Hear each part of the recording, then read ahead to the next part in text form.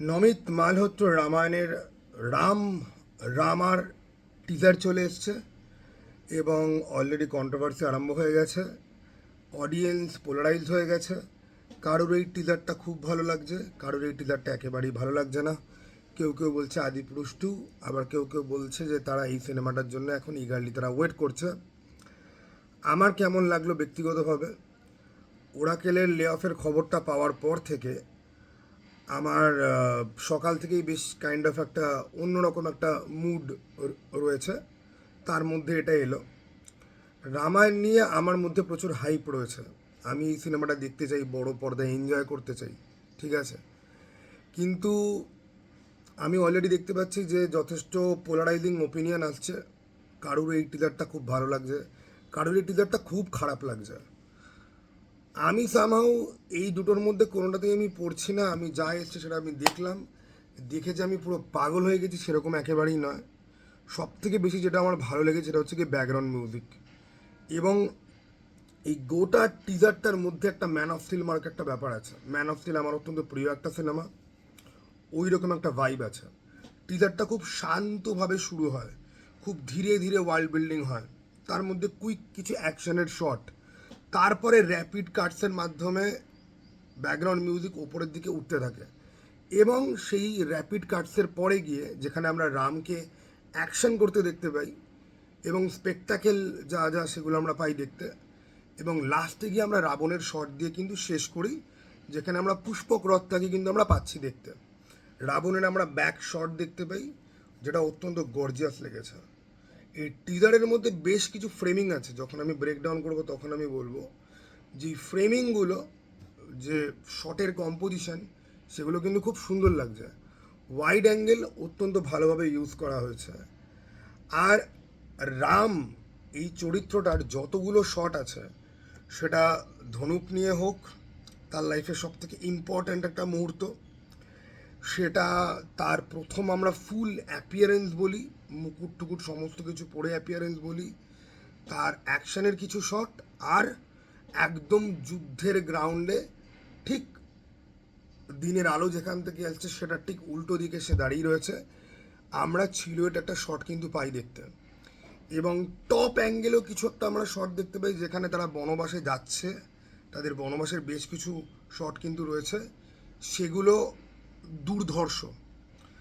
By the way, এই টিজারের মধ্যে, এই রামার টিজারের মধ্যে স্রেফ একটা জায়গা রয়েছে যেটা দেখে আমার একটুখানি খটকানি লেগেছে। অ্যাভেঞ্জার্সের প্রথম সিনেমাটাতে নাতাশা রোমানফ বা ব্ল্যাক উইডোকে, সে একটা গ্লাস করিডোরের মধ্যে দিয়ে দৌড়াচ্ছে এবং তাকে হাল্ক ধাওয়া করেছে, এবং ওই করিডোরের মধ্যে গ্লাসের দেয়াল ভাঙতে ভাঙতে হাল্ক তার পেছনে দৌড়ে আসছে। এই যে ট্রোপটা, যে একটা স্মলার ক্যারেক্টার দৌড়াচ্ছে, একটা লার্জার ক্যারেক্টার তাকে ধাওয়া করছে এবং সব কিছু ভাঙছে, এই ট্রোপটা অনেক জায়গাতে ইউজ করা হয়েছে, টার্মিনেটার থেকে শুরু করে অ্যাভেঞ্জার থেকে শুরু করে, অ্যাকচুয়ালি অ্যাভেঞ্জার 2012 পর থেকেই এটা আরম্ভ হয়েছে। এরকম এক্স্যাক্টলি একটা শট আমরা এখানে দেখতে পাই। এবং যেই রাক্ষসীর সাথে জঙ্গলের মধ্যে একটা প্রাচীন দুর্গের ভেতরে হচ্ছে মারামারিটা, অ্যাকচুয়ালি মারামারি হচ্ছে না, পালিয়ে বাঁচার চেষ্টা করছেন রাম এবং ডজ করছেন দেয়ালের মধ্যে দৌড়ে গিয়ে ফ্লিপ করে, ওটা খুব সম্ভবত তারকা রাক্ষসী। এখানে আরও একটা রাক্ষসের আমরা শট দেখতে পাই। এখন সেই রাক্ষস কি পরে সোনার হরিণে পরিণত হবে, আমরা কি কবন্ধ রাক্ষসকে দেখতে পাবো, না মরিচ রাক্ষসকে পাবো দেখতে, বা এই রাক্ষসটা আদৌ কোনো সিগনিফিকেন্ট যেই সমস্ত রাক্ষসদের সাথে ফাইট করা হয়েছে।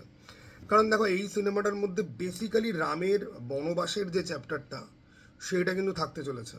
লঙ্কায় কিন্তু আমরা এই চ্যাপ্টারে কিন্তু ঢুকবো না। ট্রিলজির মধ্যে এখানে কিন্তু ভাই দণ্ডকারণ্যে যা যুদ্ধ হয়েছে সেইগুলো অনেক ডিটেলসে থাকবে, এত অবধি কিন্তু জানতে পারা গেছে।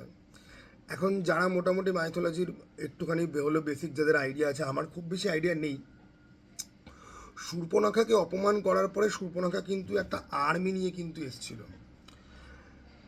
এবং খাড়া বলে একজন দৈত্য ছিল, সে বোধহয় শূর্পণখার সম্পর্কেও কেউ হয়।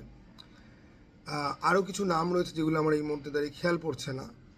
তো শূর্পণখার আর্মির সাথে কিন্তু তাদের যুদ্ধ কিন্তু হয়েছিল, জিনিসটা কিন্তু খুব ছোট কিন্তু ছিল না। এখানে কতটা লার্জ স্কেলে গিয়ে দেখাবে দেখো, প্রমিস তো অনেক কিছু করা হয়েছে, 4,000 কোটি টাকার বাজেট রয়েছে, হ্যান ত্যান। এই টিজারটা যতটাই অ্যাস্টাউন্ডিং দেখতে লাগুক না কেন, সেটার অনেকটাই কিন্তু এটা জাস্টিফাই করে না যে 4,000 কোটি টাকা কোথায় খরচা হচ্ছে। সেট, গয়না, ডিজাইন এগুলো দুর্ধর্ষ লাগছে, কিন্তু ভিএফএক্স এর মান কিন্তু আমি কিন্তু সেরকমভাবে বলতে পারবো না। একদম ওপেনিংয়েই একটা যুদ্ধের সিকোয়েন্স আমরা দেখতে পাই, সেখানে আকাশ থেকে কেউ একজন এসে পড়ছে এবং একটা দৈত্যতাকে অ্যাটাক করছে। এটা একটা খুব ভালো জিনিস যে রামের সঙ্গে যারা লড়াই করতে যাচ্ছে তাদেরকে রেগুলার হিউম্যান সাইজে রাখা হয়েছে এবং রাবণের সৈন্যকে লিটারালি দৈত্য হিসেবেই দেখানো হয়েছে। কিন্তু এই ভিএফএক্স নিয়ে কিন্তু অনেক তর্ক উঠবে। লর্ড অফ দ্য রিংসের থেকে অনেকে বলবে যে এখানে দৈত্যগুলোর যা ডিজাইন সেগুলো লর্ড অফ দ্য রিংস থেকে হয়তো ইন্সপায়ার্ড। কিন্তু প্রবলেমটা হচ্ছে কি যে আমরা আমাদের mythological story telling third world country হিসেবে এত দেরিতে গিয়ে করছি যে যারা আমাদের থেকে ডিসক্রিপশন পড়ে নিয়ে অলরেডি বানিয়ে দিয়েছে তাদের সাথে গিয়ে আমাদের কম্পারিজন কোথাও না কোথাও গিয়ে হবে। এখন দৈত্য আমি মাইথোলজি বলি কি ডিসি মার্ভেলের কমিক্স বলি কি অ্যানিমে বলি, যেখানেই আমি যাই না কেন, দৈত্যদেরকে তুমি যেরকমভাবেই তৈরি করো না কেন, কোনো না কোনো একটা সিমিলারিটি কিন্তু এসেই যাবে। কারণ সমস্ত জায়গাতে ডেসক্রিপশন বা ভিজুয়ালস কিন্তু কাইন্ড অফ একই টাইপের।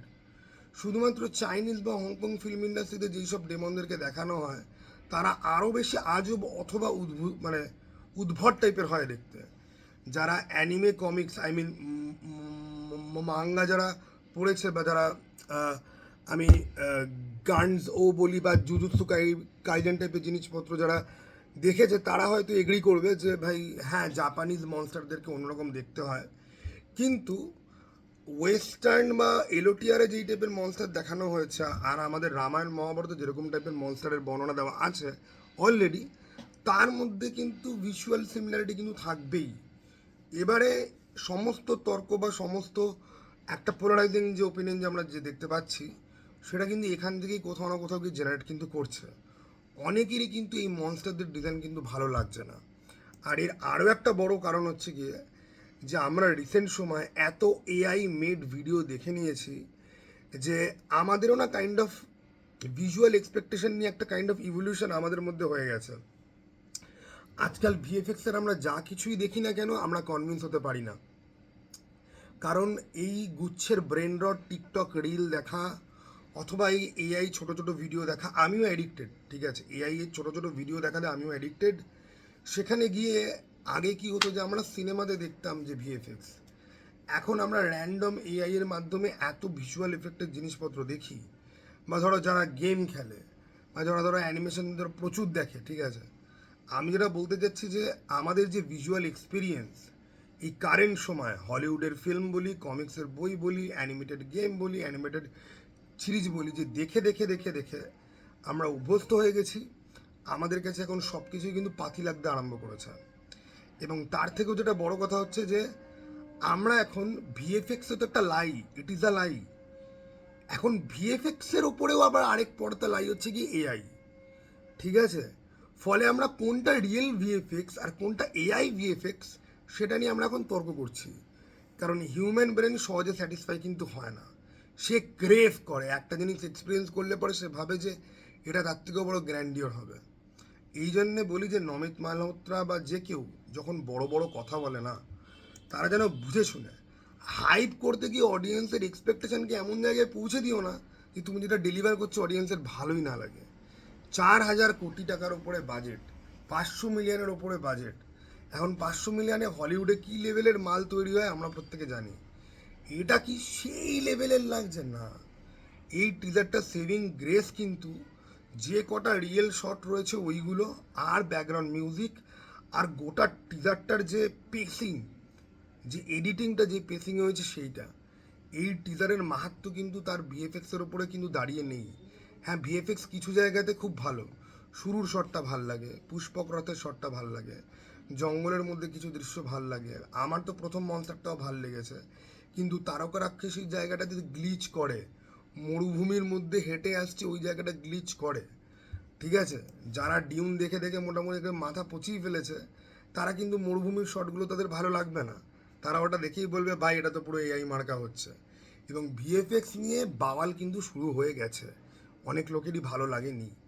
আমি বলবো যে ভাই আমার গোটা জিনিসটা ভালো লেগেছে। ঠিক আছে। আর আমি এই মুহূর্তে সিনেমা নিয়ে খুব বেশি হাইপার মোডে নেই, খুব বেশি ক্রিটিক্যাল মোডেও আমি নেই। তাও আমি চেষ্টা করবো ফ্রেম বাই ফ্রেম একটা ব্রেকডাউন নিয়ে আসার। 8-9 দিন বাদে আমি ভিডিও দিচ্ছি, আমার কথার বেসিক্যালি কোনো দামই নেই, ঠিক আছে। আপাতত আমার এটাই লেগেছে, চলো টাটা ভাই, আবার যেন দেখা পাই।